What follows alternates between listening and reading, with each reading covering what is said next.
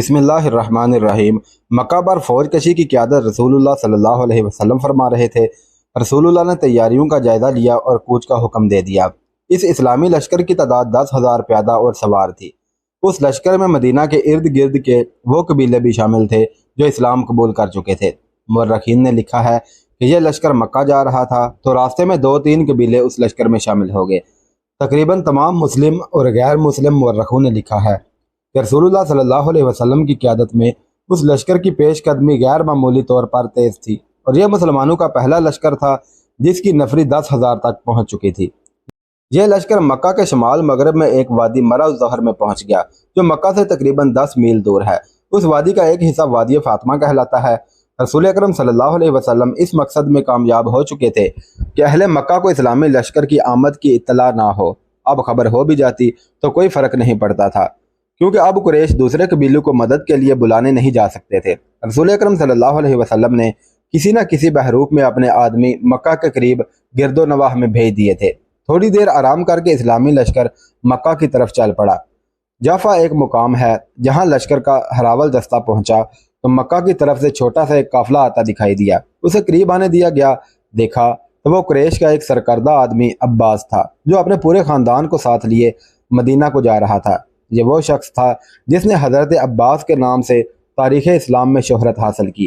یہ آپ صلی اللہ علیہ وسلم کے چچا حضرت عباس بن عبد المطلب رضی اللہ تعالیٰ عنہ تھے۔ انہیں رسول اکرم صلی اللہ علیہ وسلم کے حضور لے جایا گیا۔ کیوں عباس؟ رسول اکرم صلی اللہ علیہ وسلم نے کہا، کیا تو اس لیے مکہ سے بھاگ نکلا ہے کہ مکہ پر قیامت ٹوٹنے والی ہے؟ خدا کی قسم مکہ والوں کو خبر ہی نہیں کہ محمد کا لشکر ان کے سر پر آ گیا ہے۔ عباس نے کہا، اور میں آپ کی اطاعت قبول کرنے کے لیے مدینہ جا رہا تھا۔ میری نہیں عباس، رسول خدا نے کہا، اطاعت اس اللہ کی کرو جو وحدہ لا شریک ہے اور وہی عبادت کے لائق ہے۔ میں اس کا بھیجا ہوا رسول ہوں۔ حضرت عباس رضی اللہ تعالیٰ عنہ نے اسلام قبول کر لیا۔ رسول کریم صلی اللہ علیہ وسلم نے انہیں گلے لگا لیا۔ یہاں ایک بات کی وضاحت ضروری معلوم ہوتی ہے کہ عباس بن عبد المطلب آپ صلی اللہ علیہ وسلم سے تقریباً 3 سال بڑے تھے اور آپ بچپن میں ان کے ساتھ کھیلا کرتے تھے۔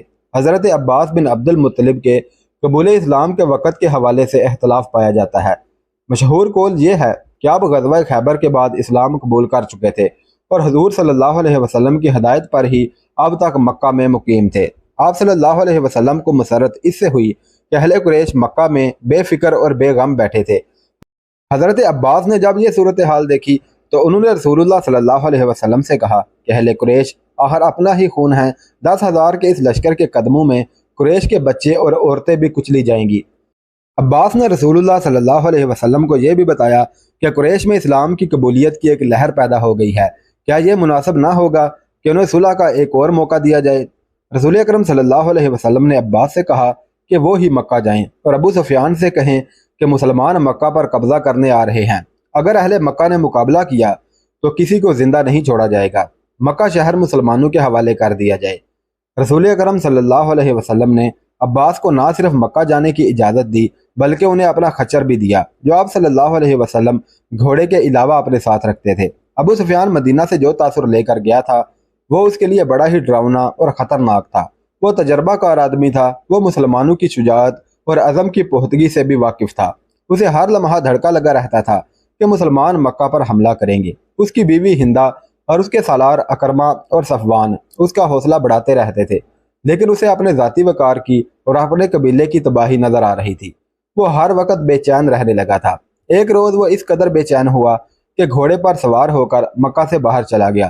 اس کی کوئی حس اسے بتا رہی تھی کہ کچھ ہونے والا ہے۔ اس کے دل پر گھبراہٹ طاری ہوتی چلی گئی۔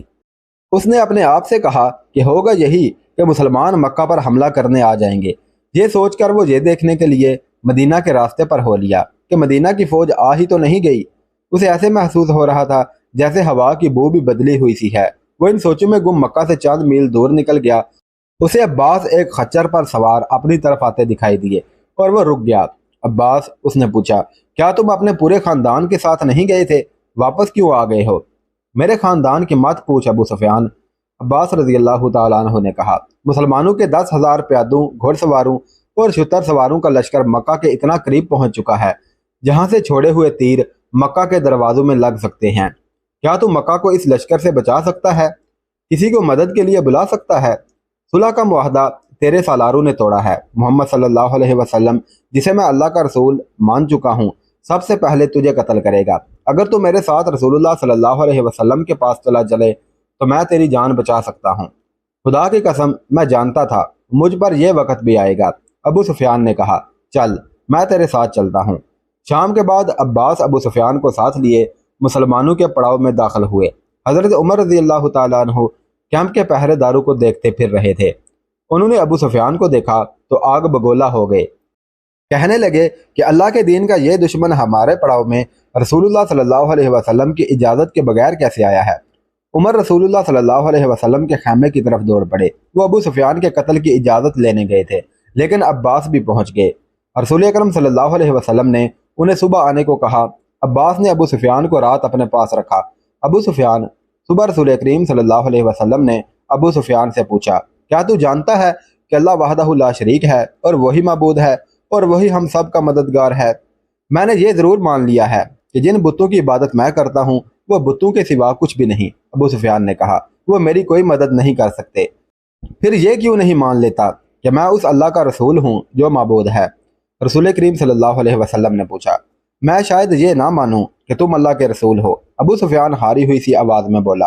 अबू सुफियान, अब्बास ने कहर भरी आवाज़ में कहा, क्या तू मेरी तलवार से अपना सर तन से जुदा कराना चाहता है।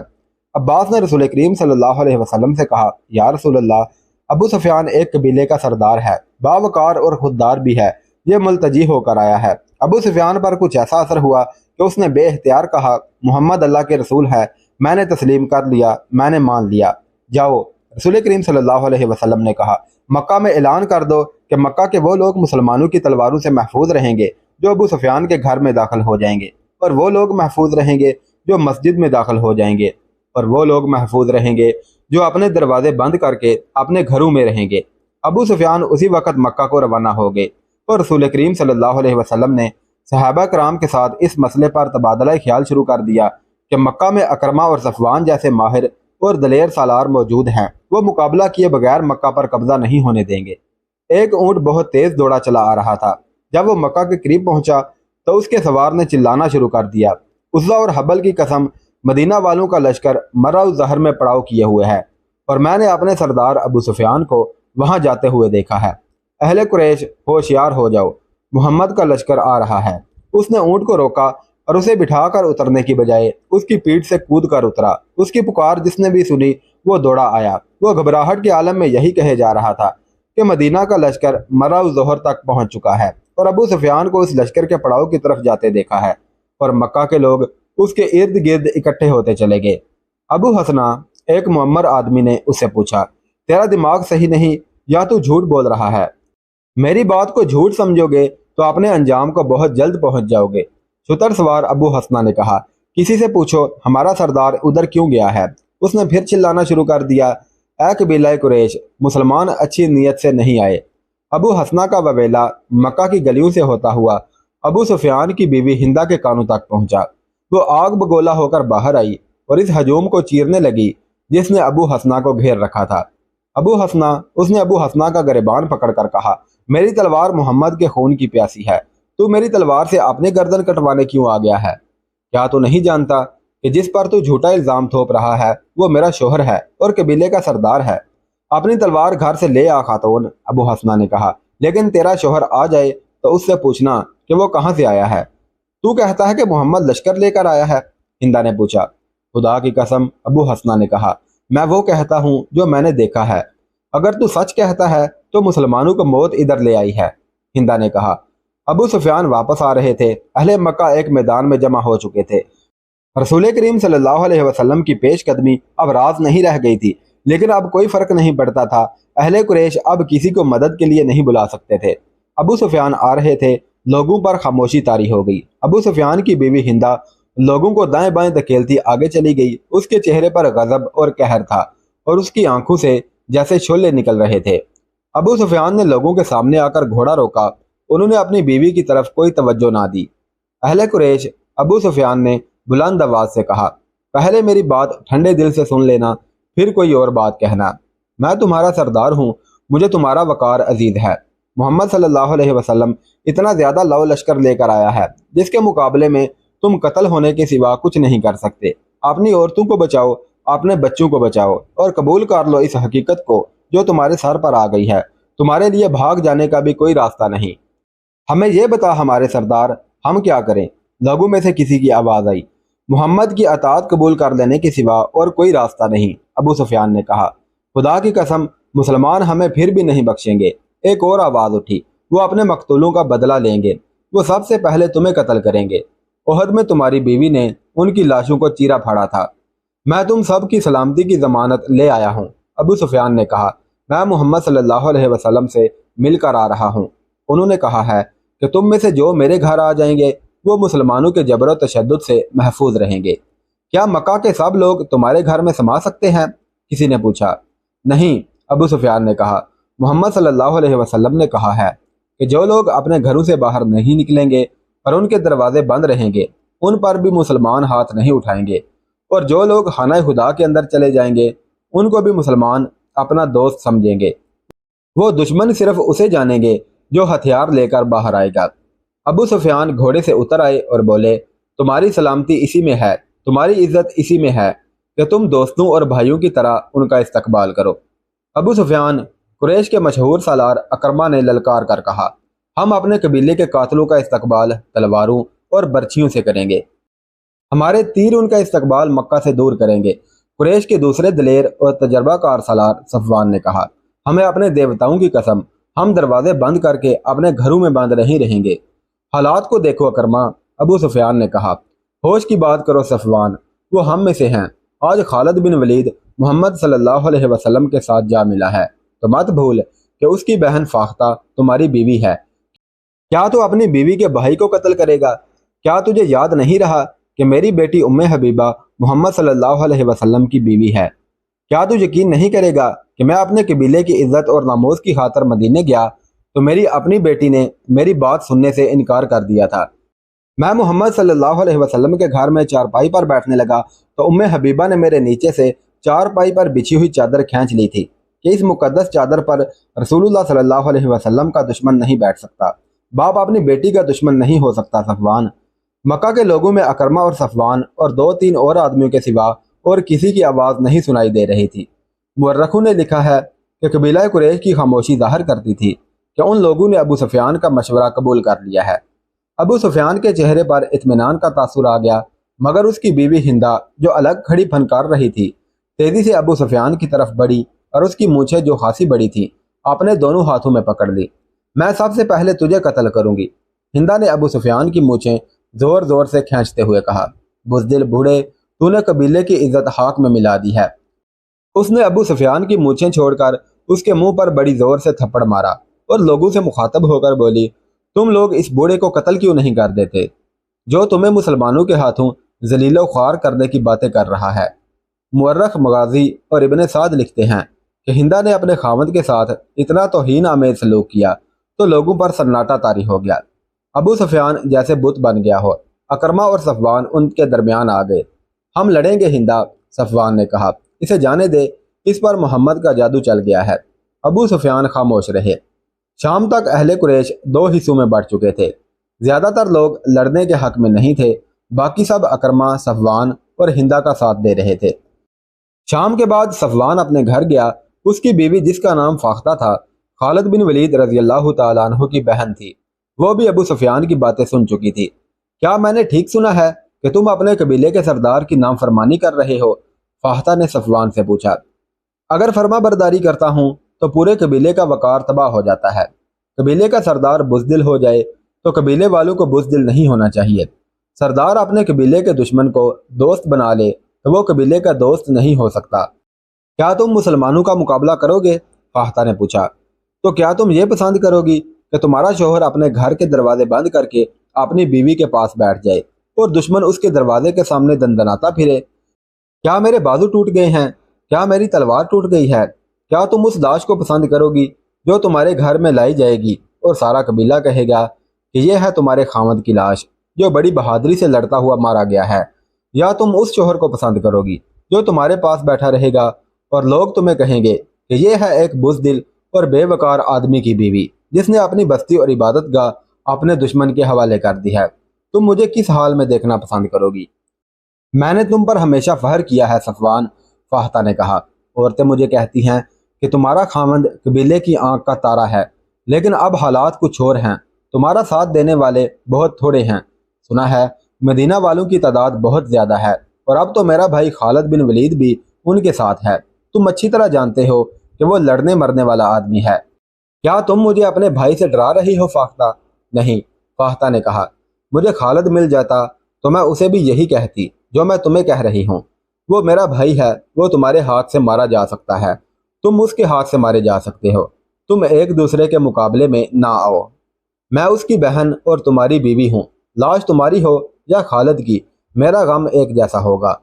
यह कोई अजीब बात नहीं फाख्ता, सफवान ने कहा। दुश्मनी ऐसी पैदा हो गई है कि बाप बेटे का और भाई भाई का दुश्मन हो गया है। अगर मैं तुम्हारे रिश्ते का ख्याल रखूं तो तुम मेरे रिश्ते का ख्याल ना रखो। फाख्ता ने उसकी बात काटते हुए कहा। कबीले का सरदार तुम्हें कह रहा है लड़ाई नहीं होगी, मोहम्मद की अताअत कबूल कर लेंगे, फिर तुम लड़ाई का इरादा तर्क क्यों नहीं कर देते? तुम्हारे साथ बहुत थोड़े आदमी हैं। मैं इताअत कबूल करने वालों में से नहीं हूँ, सफवान ने कहा। फिर मेरी एक बात मान लो, फाख्ता ने कहा। खालिद बिन वलीद के आमने सामने ना आना। उसे मेरी माँ ने जन्म दिया है, हम दोनों ने एक माँ का दूध पिया है। वो जहाँ कहीं भी है, बहन यही सुनना चाहती है कि उसका भाई जिंदा रहे। मैं बेवा भी नहीं होना चाहती सफवान। फिर अपने भाई से जाकर कहो कि मक्का के करीब ना आए, सफवान ने कहा। वो मेरे सामने आएगा तो हमारे रिश्ते ख़त्म हो जाएंगे। फाख्ता के आंसू सफवान के इरादों को ज़रा भी मुतज़लज़ल ना कर सके। रसूल करीम सल्लल्लाहु अलैहि वसल्लम ने एक और इंतज़ाम किया। उन्होंने चंद एक आदमी मुख्तलिफ बहरूपों में मक्का के इर्द गिर्द छोड़ रखे थे। उनका काम यह था कि मक्का से कोई आदमी बाहर निकल कर कहीं जाता नजर आए तो उसे पकड़ लें। जासूसी का यह एहतमाम इसलिए किया गया था कि कुरैश अपने दोस्त कबाइल को मदद के लिए ना बुला सकें। दूसरे ही दिन 2 शुतर सवारों को पकड़ा गया जो आम से मुसाफिर मालूम होते थे। उन्हें मुसलमानों के पड़ाव में ले जाया गया। 1-2 धमकियों से डर कर उन्होंने अपनी असलियत जाहिर कर दी। उनमें से एक यहूदी था और दूसरा कबीला कुरैश का। वो मक्का से चंद मील दूर रहने वाले कबीला बनु बकर के यहाँ ये इत्तला लेकर जा रहे थे कि मुसलमान मराव ज़ोहर में पड़ाव किए हुए हैं। बनु बकर को यह भी पैगाम भेजा जा रहा था कि वो मुसलमानों पर शब खून मारे और 2 और कबीलों को भी अपने साथ मिला लें। पैगाम में यह भी कहा था कि मुसलमान मक्का को मुहासरे में ले लें तो बनु बकर और दूसरे कबीले अकब से उन पर हमला कर दें। उनसे पूछा गया कि मक्का में लड़ाई की तैयारियां किस पैमाने पर हो रही हैं। उन्होंने बताया कि अबू सुफियान लड़ाई नहीं चाहता और मक्का वालों की अक्सरियत उसके साथ है। सिर्फ अकरमा और सफवान लड़ेंगे, लेकिन उनके साथ बहुत थोड़े आदमी हैं। उन दोनों आदमियों को अबू सुफियान ने नहीं, अकरमा और सफवान ने भेजा था। रसूल करीम सल्लल्लाहु अलैहि वसल्लम ने अपने सालारू वगैरह से कहा कि मक्का में यह फ़र्ज करके दाखिल हुआ जाएगा कि कुरैश शहर के दिफा में लड़ेंगे। आप सल्लल्लाहु अलैहि वसल्लम ने अपनी फ़ौज को 4 हिस्सों में तकसीम किया। उस ज़माने में मक्का की तरफ 4 रास्ते जाते थे जो मक्का के इर्द गिर्द खड़ी पहाड़ियों में से गुजरते थे। फौज के हर हिस्से को एक रास्ता दे दिया गया। उन्हें अपने अपने रास्ते से मक्का शहर की तरफ पेशकदमी करनी थी। फौज के उन हिस्सों में एक की नफरी सबसे ज्यादा रखी गई। उसकी कमान अबू उबैदा रज़ी अल्लाह तआला अन्हु को दी गई। हजूर सल्लल्लाहु अलैहि वसल्लम को उस दस्ते के साथ रहना था। एक हिस्से की कमान हजरत अली रज़ी अल्लाह तआला अन्हु के पास थी। एक के कमानदार जुबैर थे और चौथे हिस्से की कमान खालिद बिन वलीद रज़ी अल्लाह तआला अन्हु के पास थी। मुअर्रिखों ने लिखा है कि इस स्कीम में गैर मामूली दानिश कार फरमा थी। 4 सिमतों से पेशकदमी का मकसद ये था कि मक्का के दिफाई दस्तों को 4 हिस्सों में बखेर दिया जाए। अगर वो मुसलमानों की पेशकदमी को किसी 1 या 2 रास्तों पर रोक भी लें तो दूसरे दस्ते आगे बढ़कर शहर में दाखिल हो सकें। इसके अलावा फौज की इस तकसीम का मकसद ये भी था कि कुरैश अगर दिफा में ना लड़ें तो वो किसी रास्ते से भाग भी ना सकें। रसूल अकरम सल्लल्लाहु अलैहि वसल्लम ने इस स्कीम के अलावा जो हकाम दिए थे वो ये थे। कुरैश दिफा में ना लड़ें तो उन पर हाथ ना उठाया जाए। अमन का जवाब पुरअमन तरीके से दिया जाए। अगर कहीं झड़प हो जाए तो जख्मियों को कत्ल ना किया जाए बल्कि उनकी मरहम पट्टी और देखभाल की जाए। लड़ने वालों में जो पकड़ा जाए उस पर तशद्दुद ना किया जाए, ना उसे कत्ल किया जाए और उसे जंगी कैदी भी ना समझा जाए। और उनमें से कोई भाग निकले तो उसे भाग जाने दिया जाए। और फिर इस्लामी लश्कर के चारों हिस्सों को पेशकदमी करने का हुक्म दे दिया गया।